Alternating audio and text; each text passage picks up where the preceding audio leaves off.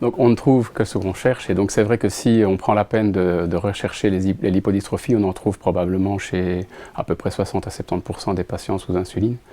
et d'autant plus que le traitement est ancien et que les doses d'insuline sont importantes. Alors la détection des lipodystrophies se fait principalement par l'examen clinique, d'une part visuel et aussi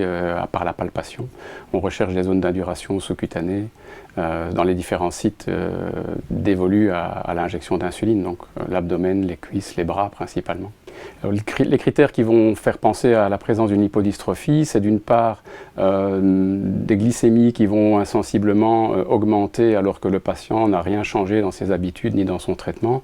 et aussi l'apparition d'une forte labilité glycémique avec des alternances d'hypo et d'hyper tout à fait inexplicables autrement. La détection des lipodystrophies sera surtout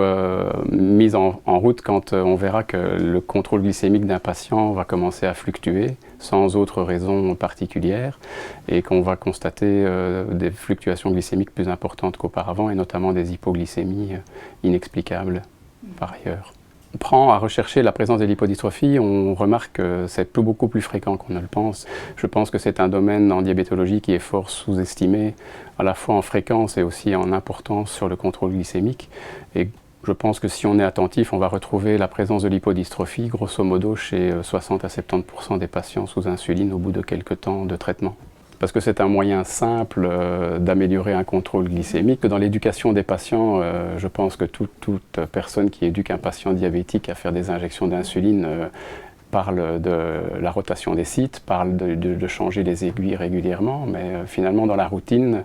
à la fois les soignants et les patients oublient un petit peu, et puis c'est un paramètre qui passe un petit peu inaperçu et qui peut avoir au final une forte influence.